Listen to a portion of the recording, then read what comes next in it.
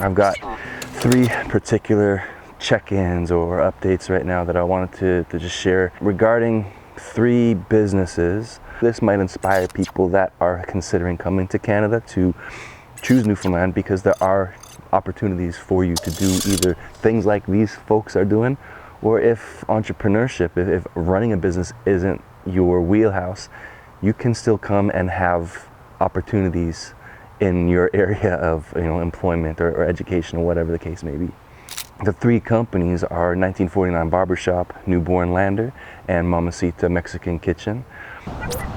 So all three of these companies have been expanding. They've been hiring. There's like 30, 40 employees between these businesses. So like they're job creators. They're helping fill a clear need in the market for each one of their individual offerings, their services, but they're creating a lot of jobs. And then more than creating jobs, like for example at 1949, they're training novice barbers and hairstylists to learn the craft and then go on and actually open businesses of their own in some cases, like quite a few cases now. The barbershop acted as an informal training ground for people who were interested in learning how to cut different textures of hair. Now, after opening their third location, the expansion of 1949 is reaching further into the capital region, into CBS now. They've created well over 24 jobs over the years that they've been around. Some people have been with the company since they started. Some people have moved on and started their own thing, which is a good thing in the grand scheme of things. It's probably a headache for Yao and Gustavo to train people and have them go, but I know that they are happy that they're helping the individuals grow professionally and also the industry grow as well, with more people that are able to cut and style different textures of hair. If you're enjoying this video, please hit that like button. It really helps. Mamasita isn't the first place in Metro St. John's that offers Mexican ingredients and prepared foods and things like that. I only single out Mamasita because I just wanted to shine a light on what they're doing in specifically the city of Mount Pearl, just because it's expanding the range of goods and services that are provided on a general level. You don't have to be near the university or downtown or on Freshwater Road. Like, these places that are serving the international community and the local community as well, don't forget that. They're located in different places, Mount Pearl, CBS, all over now, at least within the St. John's area. So it's starting where we are now compared to where we were 10 years ago, 20 years ago, beyond that.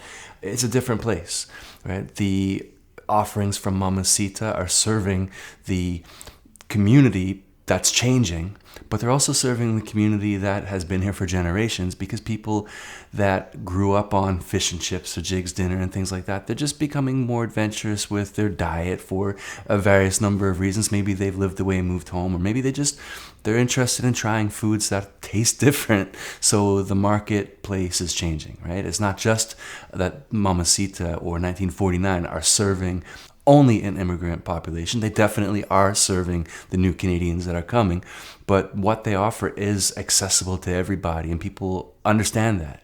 Mamasita has expanded their first location, the footprint there, so they have more space to offer more goods, like groceries and ingredients, so that people can make the food that they're used to making in their home country at home, but they didn't have access to the ingredients until recently. When they originally opened the store, they found a great place for their needs. It had a kitchen, all the facilities that they needed to produce the goods that they produce. They have items that they bring in from Mexico and from all over South and Central America as well, but primarily Mexico. But they have a whole line of items that they produce themselves, and they basically brand as Mamasita products. They've been picked up over the last couple of months. They have their products available in stores other than just the Mamasita store. So if you see the logo of the lady, Claudia would tell you in the interview that I shot with her and Brad back in April, the logo is actually her grandmother when she was younger. So if you see that logo, that is products that they have produced themselves. Anything you see with that logo is their own product. They've hired staff, they've expanded, they've grown. But when I spoke with them in the spring, they told me about some of the challenges that they faced in Newfoundland that they weren't expecting. And they're big.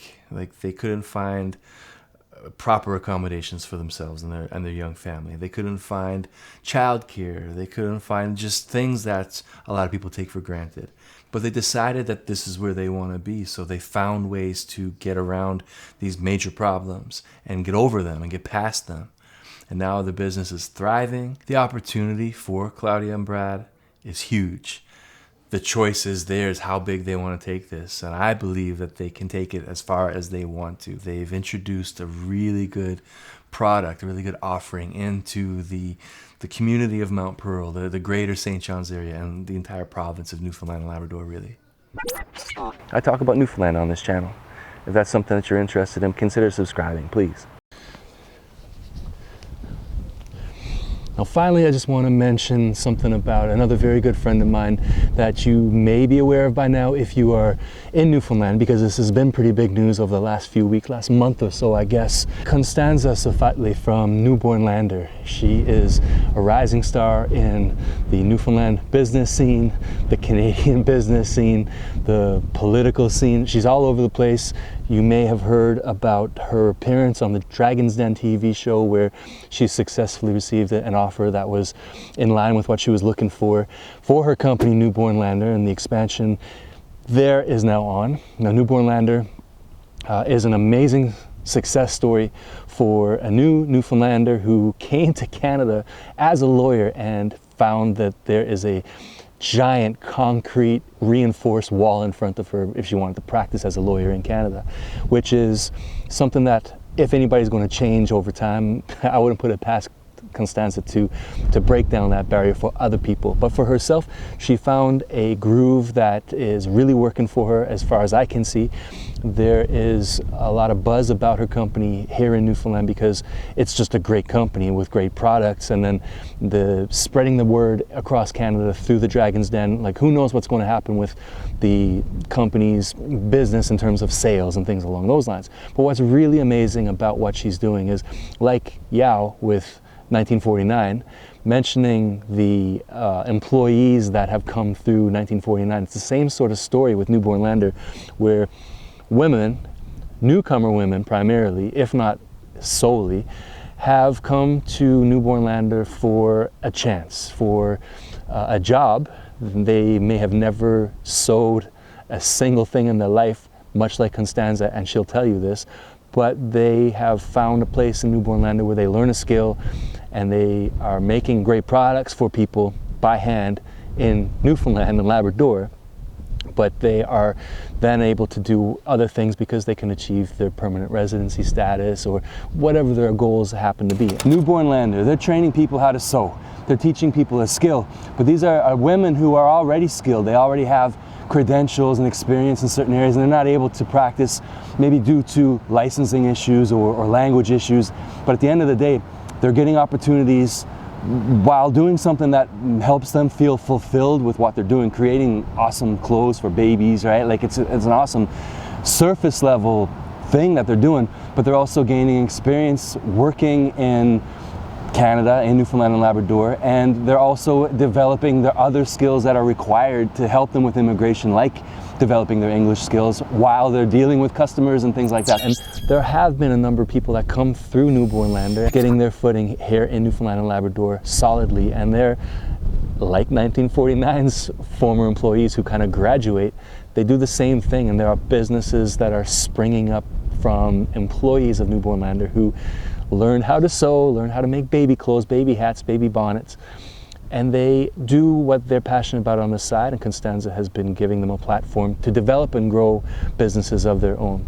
These are builders who have come to Canada from their corner of the world, and they chose Newfoundland and Labrador as their destination province, that the place that they want to be. These are examples of people who are hardworking and intelligent and all of the things that kind of need to happen for any type of business, but they're passionate about where they are. So that's where we are right now. Just a couple of examples of friends of mine who are doing amazing things in Newfoundland and Labrador, who had no connection to Newfoundland and Labrador 10 years ago, none of them.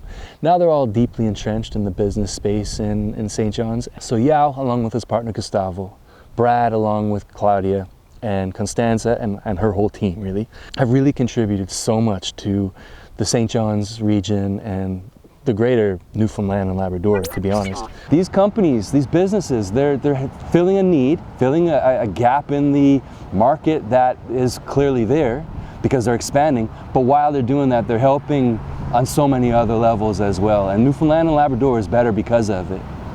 I've featured interviews on this channel with Yao and with Gustavo from 1949. I've interviewed Constanza, her video is up. I also spoke with Brad and Claudia from Mamasita in Mount Pearl a little while ago, and that interview video, I'll put it right here. I'll see you over the next.